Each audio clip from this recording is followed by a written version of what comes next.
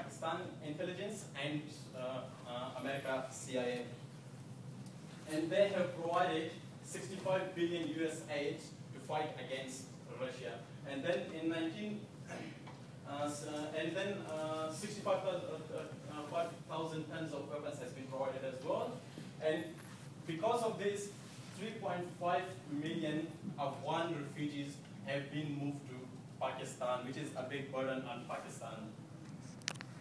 So these refugees has put Pakistan's security at risk and have some interlinkage with the Taliban, and then Pakistan was struggling with that as well.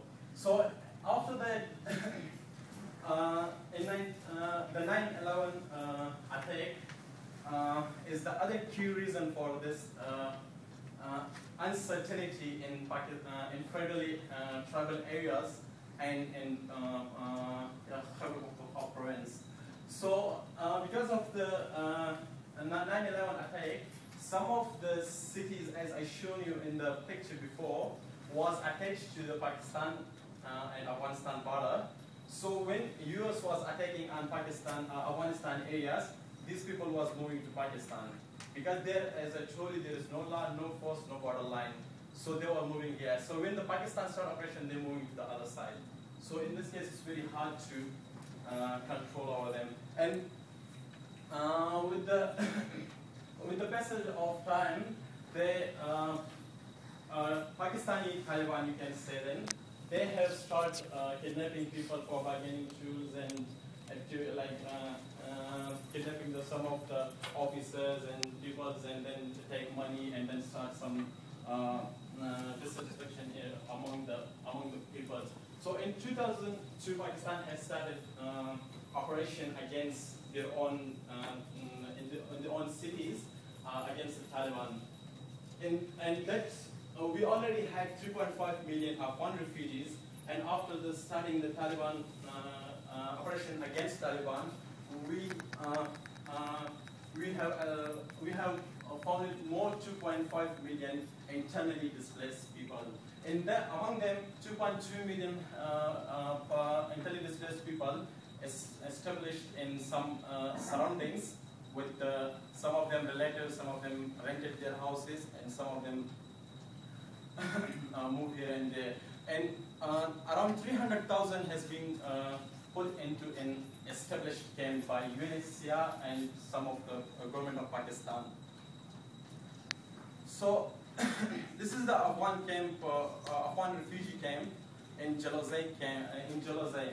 So it's located around 30 kilometers from Peshawar, which is my hometown, from Peshawar. And over there were Afghan peoples from the 1982, around 120,000. So because we have faced our own internal displaced peoples, so for this purpose, the government has decided that we have to put our own internally displaced people, our own refugee, into some way.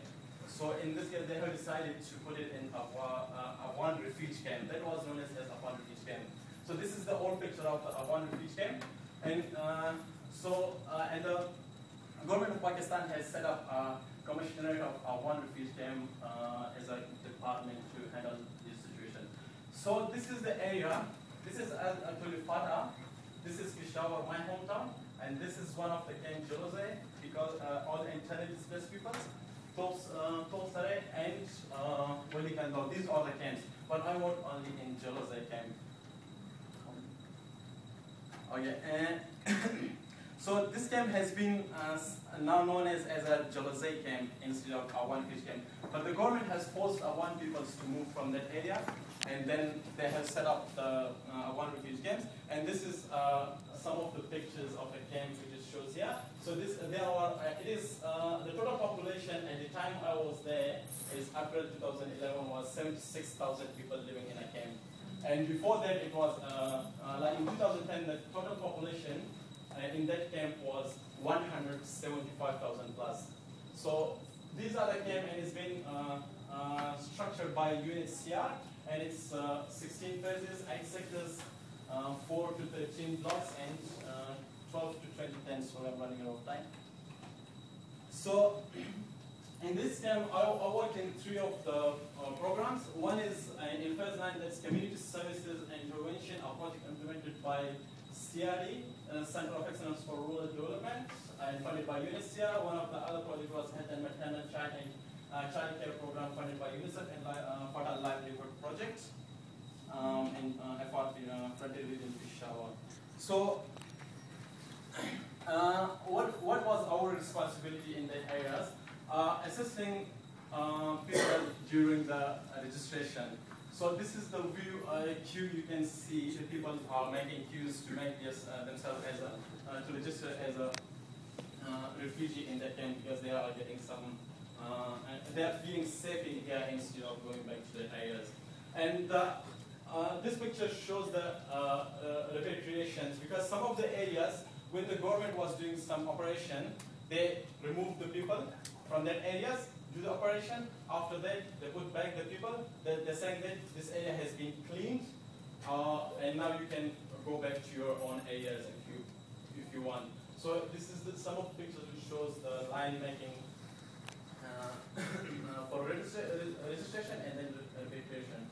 So, and what was our responsibilities? We registered them, we then again repatriate them, then refer them if they have some problems with any sort of problems. So we, because there was another organizations working as well, so we referred to their organization as well. We found some of the persons with special needs, some disabled persons, so we assess them on priority basis. And then we got some of the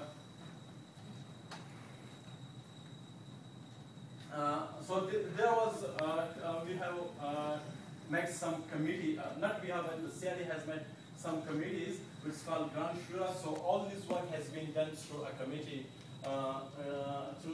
So everything, if there is some problem with them and food securities, distributions of the food. So we have made some committees.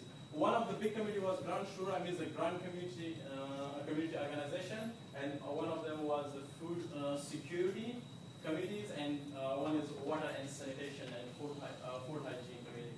So all these committees has their own agendas and working on their own basis and create some awareness among the IDPs to IDPs regarding the safety, food, water and sanitation, and all these are included in these committees.